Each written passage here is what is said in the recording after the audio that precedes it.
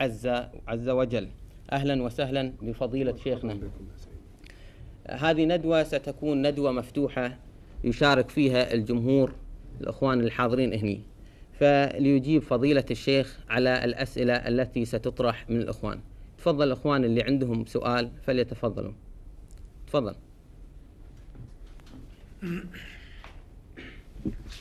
بسم الله الرحمن الرحيم. يتعمد بعض الملاحدة عن سابق قصد ومكر وإصرار بإثارة بعض الشكوك حول وحدانية ووجود الله سبحانه وتعالى، فنرجو من فضيلتكم أن تبينوا لنا بالتذكير الأدلة العقلية التي تثبت وجود الله سبحانه وتعالى وتقطع على هؤلاء الماكرين مكرهم وباطلهم وأضاليلهم، وشكرا. بسم الله أحمده وأستعينه وأصلي وأسلم على خير خلقه سيدنا محمد، وبعد. فما أكثر ما يتلقى المسلمون من مبادئ وافدة تشكك في دينهم تشكيكا يحاول أن يهدم البنيان من أسه. والتشكيك حين يكون في حكم يكون من السهل أن نقنع بحكمة الحكم، ولكن التشكيك يعظم خطره إن اتصل بأصل العقيدة. فما معنى كلمة العقيدة أولا حتى يصبح بحثنا عن بيان؟ العقيدة مأخوذة من العقد، والعقد رباط لا يسهل حله، وموضوعها لا بد أن يكون أمرا غيبيا، فالعقيدة لا تتصل بالمحسات أبدا. فلا يقال مثلا إني أعتقد أنني أجلس الآن في استوديو لأسجل، ولا أقول أنا أعتقد أن جمهورا الآن أمامي يسمعني، ولا أقول أعتقد أن المصباح مضيء، لأن ذلك أمر حسي لا مدخل للعقيدة فيه. وإنما تكون العقيدة في أمر غيبي حجته من الآثار المشهدية، لذلك سميت عقيدة. فالعقيدة إذن اليقين بقضية من القضايا بحيث لا تطفو إلى الذهن لتناقش من جديد، فإن طفت مرة أخرى لتناقش من جديد فلا تسمى عقيدة، إنما تسمى فكرة لا تزال محل الدرس. فإن انتهي من درسها فكريا واقتنع بها الإنسان واختمرت في قلبه سميت عقيدة، أي ربطة لا يسهل أبدا حلها. وإذا ما أردنا أن ننظر إلى العقيدة بمعناها العام وأردنا أن ننظر إليها بمعناها الخاص، فإننا نقول العقيدة بوجود إله واحد، وإلا فكثير من المبادئ الوضعية والمذاهب الحديثة يمكن أن يأخذ في نفوس مقتنعيها مأخذ العقيدة. إذن فلا بد أن تكون العقيدة دائرة حول وجود الإله ووحدانيته. هذه العقيدة حين نبحثها على لونين. اللون الأول نبحثها لنؤصلها في مؤمنين بها أولا، وطرأت عليهم شبهات يمكن أن نحللها فترجع العقيدة صافية من جديد. ولون آخر يحاول غرسها في من لم توجد عنده. فلنحاول جاهدين أن نعالج اللونين. أما اللون الذي لا توجد عنده العقيدة بوجود إله واحد فيجب أن تكون مواجهته من واقع المحسلة المشاهد الذي لا نكران له ولا جحود، لأنه ما دام لا يعتقد بوجود إله واحد على مقتضى ما تقتضيه الديانات السماوية، فهو إنسان لا يؤمن بغيبيات وراء المادة، ولا يؤمن إلا بالمادة المحسة. فلننقله إذن من المادة المحسة لنصل به إلى غيب يجب أن يعتقد. نقول له: أنت أيها الإنسان الذي ألحد فأنكر وجود إله كما تدعيه الأديان، لا تشك في وجود نفسك، ولا تشك في وجود كون أنت تتصل به اتصال انتفاع. فإذا ما استعرضت نفسك واستعرضت الكون الذي تنتفع به، وجدت نفسك سيد هذا الكون، لأن الكون المحس لك لا يخرج عن أجناس تقرب منك مرة وتبتعد أخرى. فأقرب الأجناس إليك الحيوان، إلا أنك تتميز عنه بالفكر، وبعد ذلك يأتي جنس آخر يقرب من الحيوان، إلا أن الحيوان يمتاز عنه بالحس والحركة، وهو النبات، ويأتي جنس آخر يتميز عنه النبات بالنمو، وهو جنس الجماد. فأنت بالاستقراء الكوني الوجودي جنس بين أجناس، هذه الأجناس حيوان يقرب منك، ونبات يبعد عنك مرحلتين، وجماد يبعد عنك 3 مراحل. فإذا ما نظرت إلى سيادتك على هذه الأجناس، وجدت أن كل جنس أدنى يكون في خدمة الجنس الأعلى. فالجماد في خدمة النبات، يمده بعناصر غذائه لينمو، ويمده بالماء، والماء جماد أيضا، وبعد ذلك يأتي ليخدم الحيوان أيضا، ويأتي ليخدم الإنسان أيضا. فالجماد في خدمة الأجناس الثلاثة التي تعلوه. فإذا انتقلت إلى مرتبة النبات، وجدت النبات في خدمة الجنسين اللذين يعلوانه، جنس الحيوان وجنس الإنسان. فإذا ما ارتقيت إلى جنس الحيوان، وجدت ذلك الحيوان في خدمة ذلك الإنسان. إذن فالإنسان سيد هذه الأجناس كلها، وكلها تصب في خدمته. كلام استقرائي منطقي واقعي لا يجادل فيه أحد، ولم نقل فيه قال الله ولا قال رسول الله. إذن فأنت أيها السيد قد عرفت لكل جنس دونك مهمة يؤديها بوجوده، فوجب عليك أن تلتمس لنفسك مهمة تؤديها بوجودك، وإلا كان وجودك أتفه من وجود النبات، وأتفه من وجود الحيوان، وأتفه من وجود الجماد، لأن هذه لها مهمة تؤديها. ماذا تصنع إذن وهذه الأشياء تصب في خدمتك؟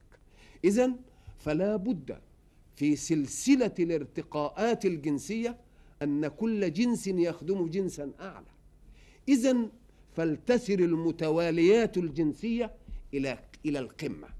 النبات يخدم الجماد، يخدم النبات، والنبات يخدم الحيوان، والحيوان يخدم الإنسان. فوجب عليك حتى لا تكون أتفه من هذه الأشياء أن تلتفت إلى وجود شيء تكون أنت في خدمته، وإلا كنت تافه الوجود، وكان كل شيء في الوجود خيرا منك، وهذا يناقض أنك السيد.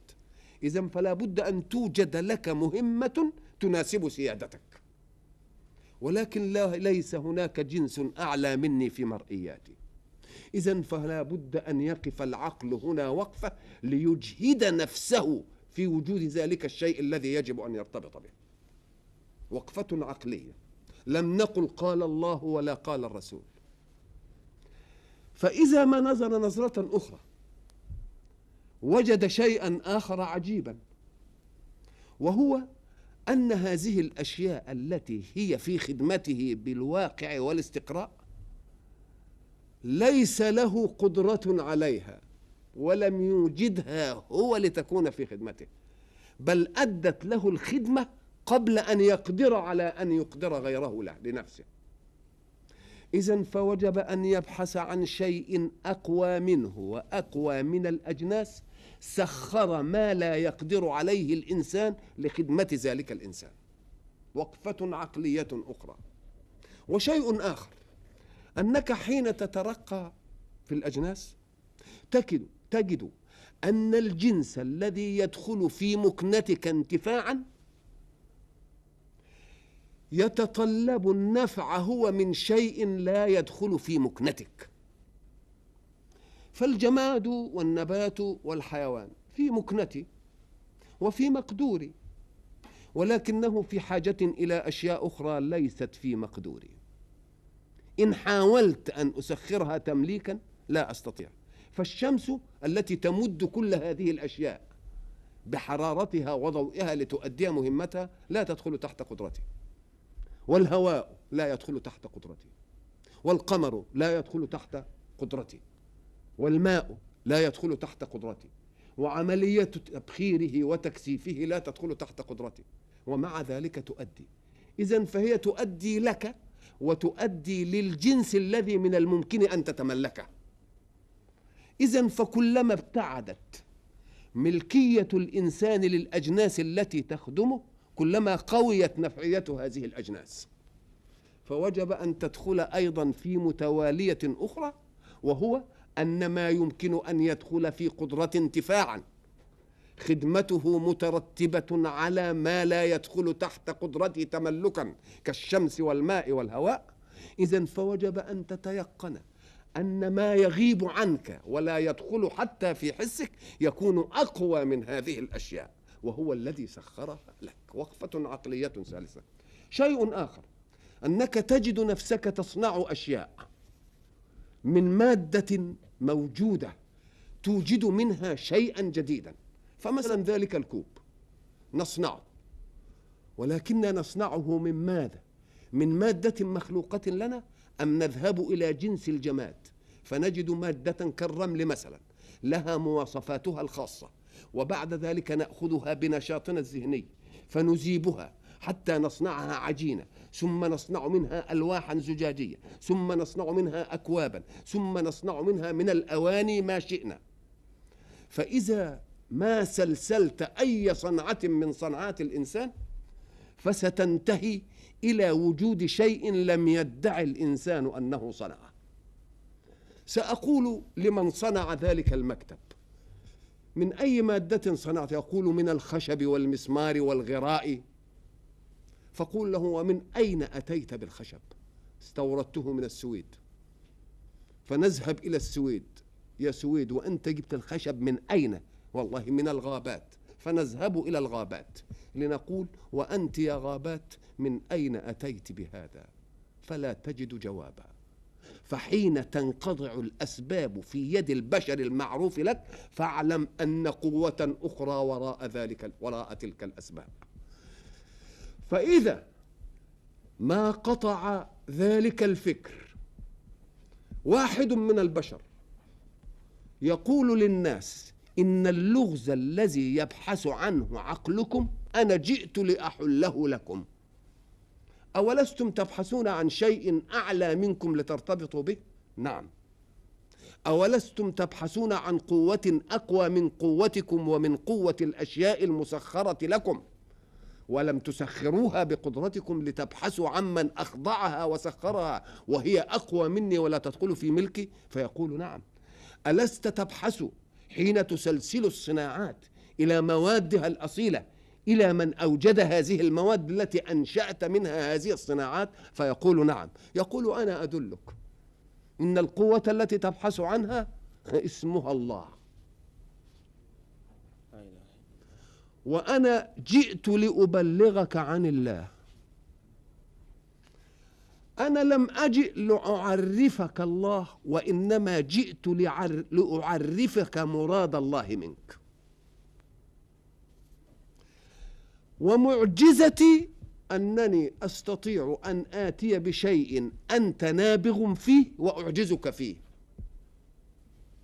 ولم أكن من أهل تلك الصناعة. فحين يأتي رسول بمعجزة ليقول لنا ذلك، فإما أن نصدقه لأنه دلني على شيء أنا أبحث عنه، ومن دلك على شيء أنت تبحث عنه سيظل ذلك الشيء محل اليقين منك إلى أن تأتي قوة أخرى لتقول لا هو كاذب وإنما الذي فعل كل ذلك هو شيء آخر، فتثبت الدعوة للرسول إلى أن يوجد مدع آخر بحجة أخرى أقوى من الحجة التي جاء بها الرسول. هبونا مثلا في مثل هذا المكان ثم وجد الموظفون هنا بعد خروجنا حافظة نقود، وجاء واحد من المشاهدين بعد ذلك ليقول فقدت حافظة نقودي، فادعاها لنفسه، فجئنا بكل من حضر فلم يدعها لنفسه. فلمن تكون هذه الحافظة؟ هي لمن ادعاها إلى أن يأتي مدع آخر يقول لا هي لي بأمارة كذا وكذا وكذا. فحين يجيء الرسول ليقول القوة التي تبحثون عنها هي الله، ومطلوبه منكم كذا وكذا وكذا وكذا، نقول له أنت شفيت نفسنا إلى أن يظهر شيء آخر يقول لا لقد كذب عليكم وأنا الذي فعلت وأنا الذي سويت. مبحوث عنه دلك عنه واحد، وبعد أن دلك لم يوجد له معارض. الذين أشركوا بالله شمسا أو أشركوا بالله قمرا، نقول لهم ما منهج الشمس الذي طلبته منكم؟ لا منهج. نقول إله خلق ولا منهج له لمن خلق. نقول ما الذي أعدته الشمس لمن يعبدها، وما الذي أعدته الشمس لمن لا يعبدها؟ إله بلا منهج وبلا جزاء لمن خالف ولا لمن أطاع لا يسمى إلها. إذن فبطل أن يكون غيره.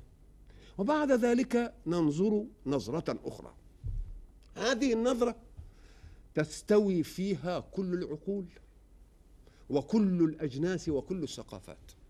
نقول له اللغات التي يتكلم بها الناس ما هي اللغة؟ اللغة ألفاظ يعبر بها كل قوم عن أغراضهم، والأغراض ومعانيها متفقة في سائر اللغات، ولكن المختلف فيه الصوت أو اللفظ الذي يدل على المعنى. فالشمس اسمها شمس عندنا، ولكن في لغة أخرى المدلول عليه واحد هو الشمس، ولكن لها اسم آخر، سن مثلا. وكذلك في اللغات الأخرى. إذن فلا اختلاف في المعاني، وإنما الاختلاف في الألفاظ التي تؤدي هذه المعاني. حين نسأل أهل اللغة نقول لهم أيوجد اللفظ أولا ثم يوجد معناه، أم أن المعنى يوجد أولا ثم يوضع له اللفظ؟ الكل مجمع على أن المعنى يوجد أولا ثم يوضع له اللفظ، بدليل أن الأمور العدمية لا ألفاظ لها في اللغات. لم نكن نتطلب من أي لغة قبل أن يظهر التلفزيون أن يوضع اسم لذلك التلفزيون، ولكن لما وجد المعنى والمدلول عليه اضطررنا أن نضع له لفظا، ده يقول تلفزيون وده يقول تلفاز وده يقول أي كذا. إذن فوضع الألفاظ للمعاني والأسماء للمسميات إنما يتأتى بعد وجود المعاني وبعد وجود المسميات، ولا بد من معرفة الوضع. ومعنى معرفة الوضع أن المتكلم بالعربية يعلم أن اللفظ وضع لمعنى كذا، فإن لم يفهم وضع اللفظ لمعنى كذا وإن كان عربيا فإنه لا يفهم العربي، لا يفهم حتى عربيا، ومن باب أولى لا يفهم الإنجليزية. فإن تعلم أن ذلك اللفظ مان تؤدي معنى رجل، يبقى إذا نطقت أمامي بالإنجليزية أعرف مدلولها، فإن لم أعرف مدلولها قبل أن أسمعها فلا أعرف لها معنى. كذلك إذا كان لها لفظ عربي لم أعرف مدلوله وإن كنت أتكلم بلسان عربي فاللغة تفقد قيمتها. إذن فالمعنى يوجد أولا ثم يوضع له اللفظ، ولا بد من معرفة السامع والمتكلم بمدلولات الألفاظ وإن تكلموا بلسان واحد. مثلا كان هناك شخص لغوي اسمه أبو علقمة. أبو علقمة هذا كان متقعرا في اللغة. متقعر يعني يأتي بالألفاظ الغريبة. فمرة كان عنده خادم، والخادم شقي بخطاب سيده طويلا لأنه يأتي بألفاظ ليس في مستوى الخادم. فاستيقظ أبو علقمة ليلة وقال: يا غلام، أما هذه فقد فهمها الولد. فقال له: أصقعت العتاريف؟ فقال الغلام: زقفيلم. قال أبو علقمة: وما زقفيلم؟ لأول مرة يستفسر أبو علقمة عن معنى لفظ لغوي. فقال له: وأنت ما معنى أصقعت العتاريف؟ قال: يا بني، لقد أردت أصاحة الديكة. قال: وأنا أردت لم تصح. إذن فعدم علم الغلام باللفظ الموضوع له جعله لم يفهم شيئا. إذن فلا بد أن نفهم المعنى أولا واللفظ الموضوع له ثانيا. وانظروا إلى ذكاء الغلام حيث جاء بلفظ مخترع من عنده ليس له وجود في اللغة، وما دام لفظ مخترع من عنده أبو علقمة طبعا مش هيعرفه. فلما قال له زقفيلا جاب له كلمة كده كونها. زقفيلا يدور في قواميسه ما لا يعرفهاش، فاضطر أن يسأل الغلام. فانتهز الغلام الفرصة وقال له: وأنت ما معنى أصقعت العتاريف؟ قال: أردت أصاحة الديكة. قال الغلام: وأنا أردت لم تصح. معنى هذا أن كل اللغات إنما توجد المعاني أولا ثم يوجد الألفاظ. فإن وضع لفظ لمعنى مخترع أو معنى خرافي قيل عند وضعه أنه لشيء خرافي، ككلمة الغول معناها إيه؟ شيء خرافي مخيف، هذا هو معناه. يبقى إذن وضع الألفاظ لا بد أن توجد المعاني أولا ثم توجد الألفاظ. لفظ الله الذي يشك فيه الملاحدة متى دخل لغة العرب؟ واللفظ المقابل له في كل اللغات متى دخل لغات الناس؟ ما دامت الألفاظ لا توجد إلا بعد وجود المعاني. إذن فلفظ الله لم يوجد إلا بعد أن وجد معناه أولا، مش وجد اللفظ ثم اخترع له الإيه؟ له المعنى. وذلك هو الضرورة اللغوية التي تلح في أن لفظ الله لا بد أن يكون معناه سابق على ذلك اللفظ، وإلا فمن أين جاء للغة البشر ذلك اللفظ؟ والألفاظ لا تأتي أبدا إلا بعد وجود معانيها. ومن أيسر دليل ترد به على هؤلاء جميعا. بعد ذلك نبحث عن شيء آخر.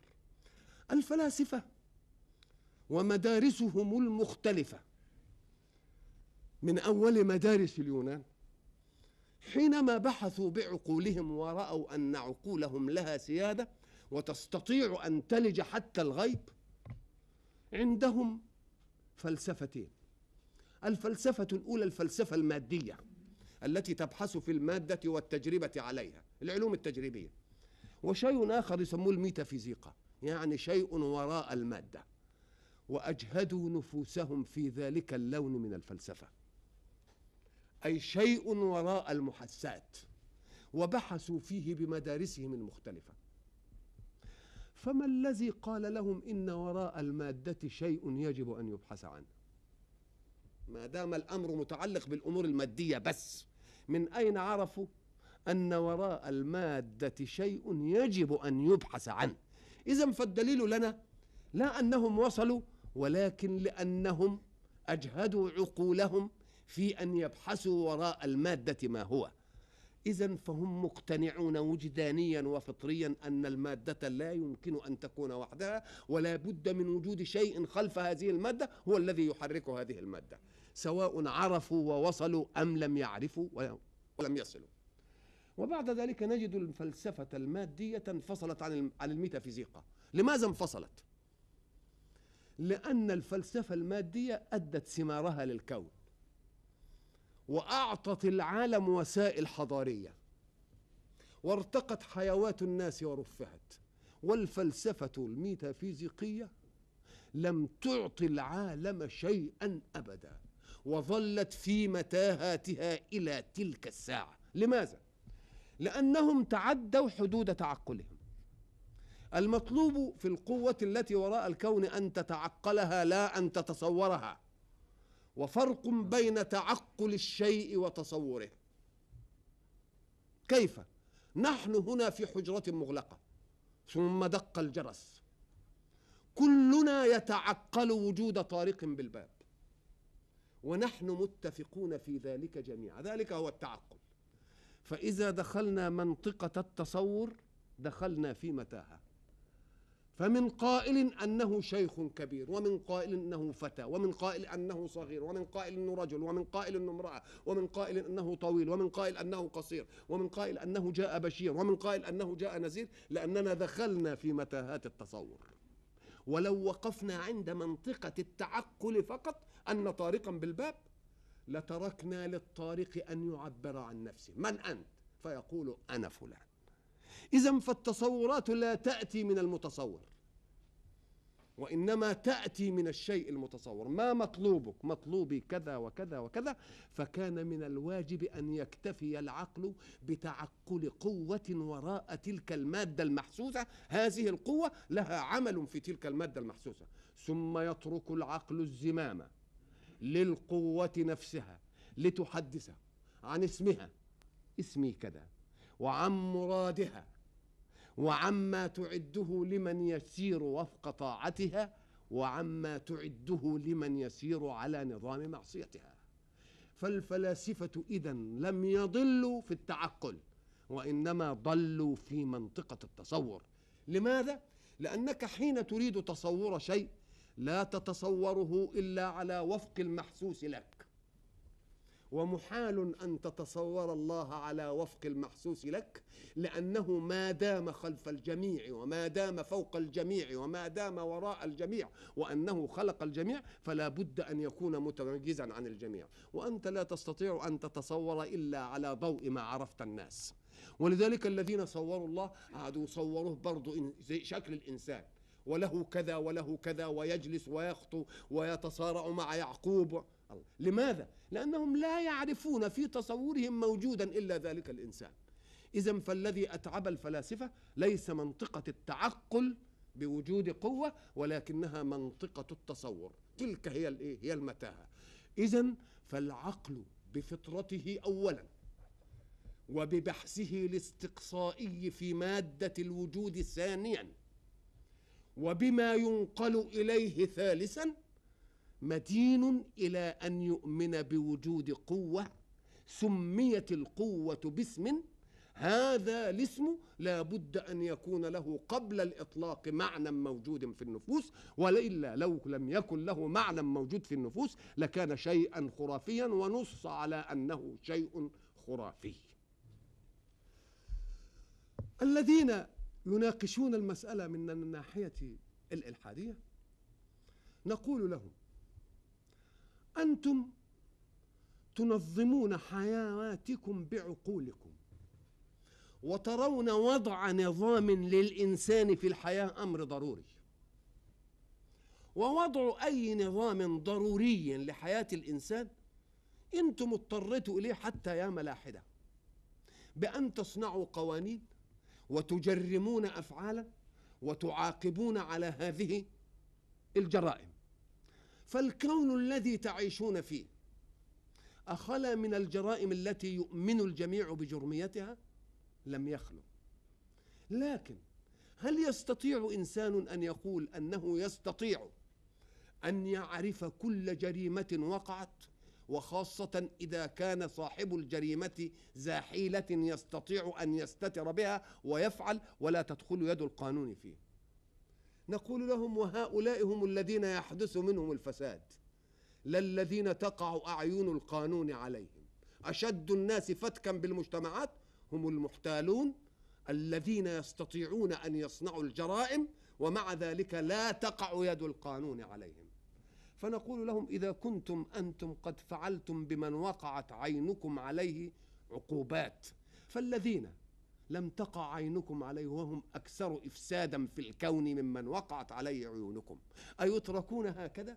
ليست عدالة لا صدفة وليست عدالة طبيعة، فكان من الواجب أن تتطلبوا أنتم وجود قوة تعلم هذه الخفيات حتى تصون. إذا كنتم أنتم صنتم مجتمعا لم تخلقوه ولم تسألوا عنه ولم يدعي لكم فيه ألوهية ولا ربوبية وأردتم صيانته، إذا نظرنا هذه النظرة فالذين لا تقع عيونكم عليهم إلى من يوكل أمرهم، إذن يكون عالم مختل، ويكون الذي يجرم الجرائم أشد انتفاعا ممن لم يجرم، لأن الذي أجرم أعطى نفسه كل شهوات حياته، والذي لم يجرم صنع نفسه في قالب افعل كذا ولا تفعل كذا. وبعد ذلك يكون الخير مع هؤلاء والشر من هؤلاء. أفي منطق العقل أن يترك الأشرار بدون أن يحاسبوا، وأن يضيق على الأخيار وأين يفقدون الحياة يكونوا قد خسروا كل شيء، فقد ألزموا نفسهم بمناهج ضيقت حيواتهم وضيقت شهواتهم وغلبهم عليهم من انفلتوا وأخذوا شهواتهم.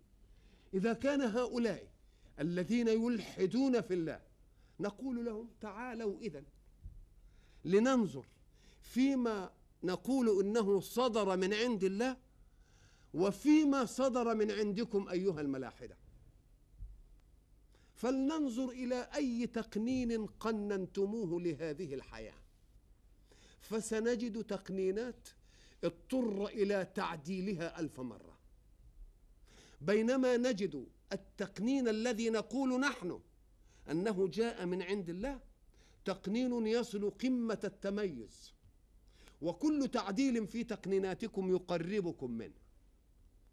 وما دام كل تقنين في تقنيناتكم يقربكم من القانون الذي أنا أقول أنني تلقيته من إله، فكان من الواجب أن تعتقدوا أن القوة التي أمدتني بهذا القانون فوقكم، وأنني حين أقول أنني أخذته عن الله أكون إنسان صادق وإنسان أمين، وإلا كان من الممكن أن أدعي شيئا لنفسي.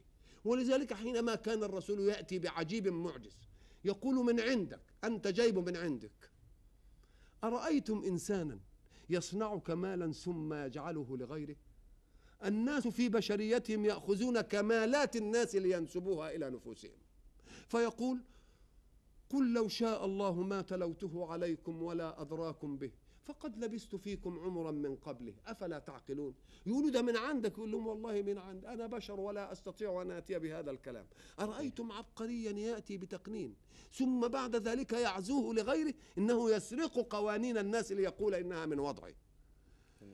إذن فمجيء الرسل كان أمرا ضروريا للبشر ليحل لهم اللغز، ولم يجئوا ليعرفونا وجود الله، وإنما جاءوا ليعرفونا مطلوب الله. حينما يسأل أبو بكر أو تختلف الرواية فيقال سئل علي فيقول له قائل أعرفت ربك بمحمد أم عرفت محمدا بربك؟ فيجيب جوابا إذا سمعته تعجبت كيف نظم عقد هذا الجواب. سيقول لو عرفت ربي بمحمد، يعني أنا آمنت بربي لأن محمد قال لي، لكان محمد أوثق عندي من ربي. ولو عرفت محمدا بربي ما احتجت إلى رسول، كأن الله جاء في أذني وقال أرسلت لك رسول اسمه محمد. أنا عرفت ربي بربي ما شاء الله، وجاء محمد فبلغني مراد ربي مني، لأن مرادات القوى الخفية لا يمكن أن تكون أمرا يصل إليه العقل، واسمه الحق لا يمكن أن يصل إليه العقل. وبعد ذلك تأتي الأديان التي ترد على ذلك الإلحاد، وعلى رأسها الإسلام الدين الخاتم، ليعطي تحديا للدنيا بما فيها الملحدين. الملحد الذي ينكر الإله لا شك أنه يصادم مطلوب الإله، ويحاول جاهدا أن يكذب ذلك الإله، ويحاول جاهدا أن يخرج عن مطلوب ذلك الإله تحديا له. نقول له نعم، ولكن الله حينما قال إنني اخترت لنفسي اسمه الله، سميت به نفسي، وأنا أتحدى البشر بما فيهم من كافرين وملحدين أن يأخذوا هذا الاسم ليطلقوه على شيء من ذواتهم، مع أن وضع الاسم للمسمى أمر مألوف عندنا، كل يوم نضع أسماء لمسميات، فما الذي يمنع الملاحدة من أن يكذبوا الله في ذلك التحدي؟ ويقول أهل الإسلام يتحدى بأن أحدا لا يمكن أن يسمي نفسه الله، سأسمي نفس الله. يتحدى الإسلام ذلك ويقول: هل تعلم له سمية؟ أعرفت في الدنيا كلها من هو سمي الله؟ سمعوا ذلك التحدي، ومع ذلك ما اجترأ واحد منهم أن يسمي نفسه أو شيئا من أتباعه الله. لماذا؟ لو كانوا على ثقة وعلى يقين بأن الله لا وجود له لتحدوا بملء أفواههم، ولكن هذه لم يجرؤوا أن يجعلوا نفسهم موضع التجربة، ولو كانوا على يقين من عدم الوجود لتحدوا الله وسموا أنفسهم أو ما يملكون أو ما يعرفون باسم الحق سبحانه وتعالى. إذن فمن الممكن جدا أن نقنع الطرفين، الطرف الأول والطرف الثاني، وفي إقناع الطرف الأول ما يغنينا عن إقناع الطرف الثاني.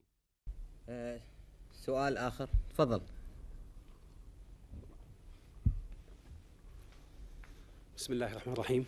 نشكر فضيلة الشيخ على هذا البيان الموفق، ونرجو من فضيلته أن يبين لنا رأي الإسلام في من يخلط بين مظاهر قوى الطبيعة والذات الإلهية ومن يزل فيؤله البشر، وما هو الطريق إلى تبيين الذات الإلهية. شكرا. تفضل. الطريق إلى تبيين الذات الإلهية ليس من وضع البشر، لأن الذات الإلهية هي التي تعطي الفكرة عن نفسها. إذا كان مجرد الاسم ليس للبشر أن يضعوه للذات، بل الاسم أيضا توقيفي، حتى لو قال الله في كتابه أنه يفعل فعلا من الأفعال فلا يباح لي أن أشتق من ذلك الفعل اسما له. فمثلا يقول: ويمكرون ويمكر الله، إذن قال ويمكر الله، أيصح أن أقول الله ماكر مع أن الحدث نسبه هو لنفسه؟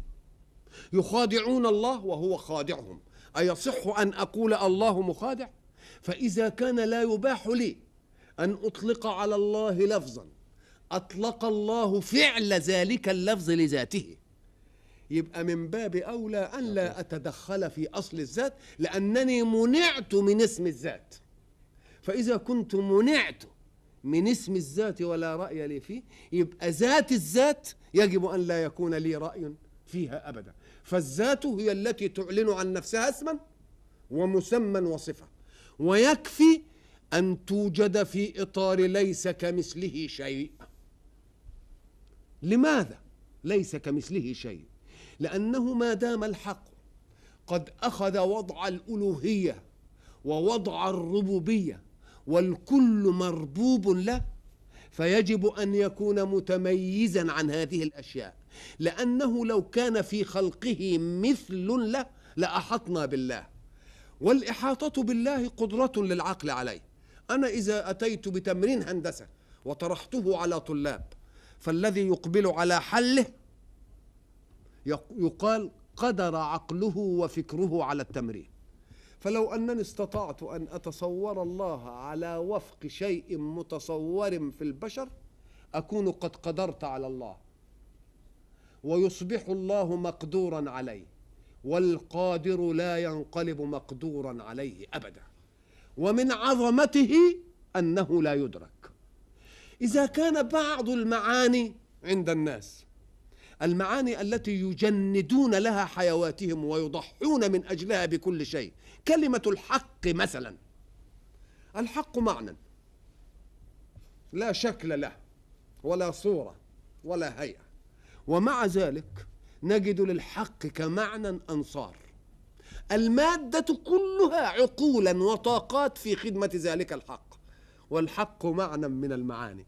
فإذا كان بعض المعاني التي لا صورة لها ولا شكل لها تحكم قوى الناس وتحكم كل تصرفاتهم، فكيف بمن خلق ذلك الحق؟ الذي خلق ذلك الحق أولى بأن يعجز الإنسان عن تصوره. العدالة مثلا معنى من المعاني، الفكر يجهد نفسه ليطبقها، والطاقة تجند نفسها لتحميها. فما هي هذه العدالة؟ إنها معنى لا يتصور له شكل، ولا يتصور له لون، ولا تتصور له هيئة. فإذا كان ذلك من الأشياء المخلوقة لخالق، أفيكون الخالق يقدر عليه العقل مع أن مخلوقا من مخلوقاته لم يقدر عليه العقل؟ حين ننظر نظرة أخرى نقول: أنت أيها الإنسان، الدليل لم يتركه الله في الكون حولك فقط، وإنما جعل الله الدليل في ذاتك حتى لا يكلفك رحلة طويلة من ذاتك إلى الكون حولك. فنقول له: إنك حين تموت تقول خرجت روح. إذن فالروح كانت تدير جسمك، أي تدير حركة هذه الآلة. فحين خرجت الروح صارت الآلة رمة. حين صارت رمة لم يعد لها حركة ولا حياة. نقول له: الروح التي كانت تدير هذا الجسم وتعطيه هذه الحياة أرأيتها بعينك؟ يقول: لا. أشممتها بأنفك؟ لا. أسمعتها بأذنك؟ يقول: لا. أذقتها بلسانك؟ يقول: لا. ألمستها بيدك؟ لا. إذن هي لم تدخل في نطاق حسك، ومع ذلك كانت تدير جسمك، شيء في ذاتك، ومع ذلك لم تستطع أن تدركه ولا أن تتصوره. فكيف يتخطى عقلك ليريد تصور من خلق شيئا لم تستطع تصوره؟ إذن فالتصور كله عن الله لا بد أن يوجد عن الله نفسه. يقول: صفات كيت وكيت وكيت وكيت على العين والرأس. وبعد ذلك إذا وصف نفسه بشيء يوجد في كونه نعطيه فيه ما يناسب ذاته. الله موجود وأنت موجود، أوجودك من عين وجود الله؟ لا. الله غني وأنت قد توصف بالغنى، أغناك من غنى الله؟ الله حي وأنت الآن حي، أحياتك من حياة الله؟ إذن فإذا قيل الله له يد، لماذا تريد أن تجعل يد الله هذه كيدك؟ له يد تناسبه، هي مظهر القدرة والحركة فيه، ولم يكلفك الله متاهة أن تعرف إيده دي شكلها إيه، لأنه لو أراد ذلك لبينها لنا. وأيضا فإنك إذا ما نظرت إلى أن الألفاظ وضعت لتؤدي المعاني المعروفة، فمعنى ذلك أن الشيء الذي لا يوجد له نظير في حياتك لا يوجد له لفظ في لغتك، ما يوجدش له لفظ. فإن أحب الحق أن يبين لي قدرته وتمكنه من كونه فيقول: يد الله فوق أيديهم، فلأخذ من اليد القوة والسيطرة، وبعد ذلك نثبت له يدا تناسب ذاته في إطار قوله: ليس كمثله شيء. ما دمت قد أثبت له حياة وهي منافية لحياتي. كذلك حين يقول: استوى على العرش، استوى على العرش، صعد أو جلس، أو أنت لك جلوس وهو له جلوس، لماذا تريد أن تجعل جلوسه من نوع جلوسك أو وجوده من نوع وجودك؟ نقول له: لا. إذن فيكفي أن تفهم من استوى على العرش الاستيلاء والغلبة، لأن العرش في عرف البشر هو مظهرية التمكين من الملك. قالوا: جلس فلان على العرش، يعني استتب له الأمر ولم يعد هناك له مخالف. فلتأخذ ذلك المعنى وتقول: إن لله عرشا يناسب ذاته، وجلوسا يناسب ذاته، وصعودا يناسب ذاته. إذا جئنا لبدوي يعيش في الخيام وبعد ذلك قلنا له: إن فلان له بيت عجيب في مكان كذا، فكيف يتصور ذلك البيت؟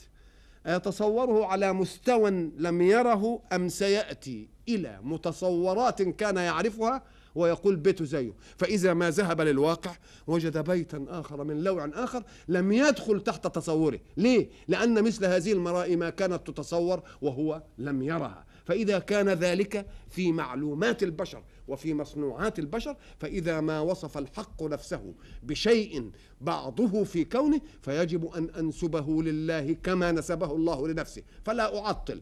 وبعد ذلك أقول: ولكن له يدا تناسبه ووجها يناسبه، لأن كل صفاته ليست كصفاتي، فكل ما وصف به نفسي في إطار ليس كمثله شيء. بعد ذلك قد يظن ظان أن العجز عن إدراك التصور الإلهي سبة للعقل، نقول له هو كمال للعقل. لماذا؟ إذا جئت لولد في الإعدادية وجئت له بتمرين هندسي من كلية الهندسة وقلت له حل ذلك التمرين، فأخذ يلخبط وقعد طول النهار يعيد ويفرض ويعمل كذا ويعمل عمل ويقول بما أن كذا يساوي كذا ولا يطلعش النتيجة. وولد تاني برضه في الإعدادي مسك التمرين كده وقال لك لا أنا ما أقدرش أحله. من منهما صاحب العقل الأقوى؟ هل الذي شرع ليحل أم الذي امتنع عن الحل؟ الذي امتنع عن الحل، لأنه ما دام عرف أن ذلك التمرين ليس في مكنة عقله الآن والمواد التي أخذها لا يمكن أن توجد مفتاحا لذلك التمرين، يبقى فهم التمرين. إنما اللي قاعد يلخبط ظنه في يبقى مش فاهم. يبقى إذن أدي معنى العجز عن الإدراك إدراك. ما دمت عجزت عن أن تدرك تبقى أدركت. فما دمت قد أدركت أن ذات الحق وكل التصورات عنه لا يمكن أن تعرف إلا منه وحده، هو الذي يقول أنا كذا وأنا كذا وأنا كذا وأنا كذا، وبعد ذلك لا تستعجب ذلك، لأن بعض عناصرك وهي الروح لا تعرف تصورها وهي موجودة فيك. ولذلك يقول الله: قل الروح من أمر ربي وما أوتيتم من العلم إلا قليلا. وبعد ذلك نقرأ قول الله: وفي أنفسكم أفلا تبصرون. وبعد ذلك إذا خرجت الروح من الجسد ماذا يكون؟ رمة. فكأن قيومية الحق إن تخلت عن هذا الوجود يكون عدما. فإذا قلنا لك إن الإله الغيبي اللي ما تعرفش صورته ولا تقدر تتصوره هو الذي يدير الكون، فصدق، لأن الروح وهي فيك لم تستطع إدراكها ومعرفتها، ومع ذلك تدير آلتك وهي سبب حياتك. لطيف. سؤال آخر بس رجاء أن يكون في موضوع العقيدة. تفضل.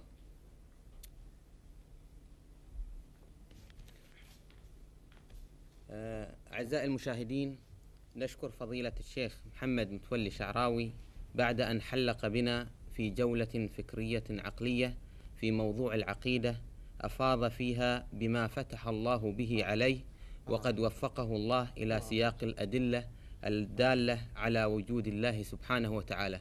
فشكرا لفضيلة شيخنا محمد متولي شعراوي، وإلى لقاء آخر إن شاء الله، وسلام عليكم من الله ورحمة.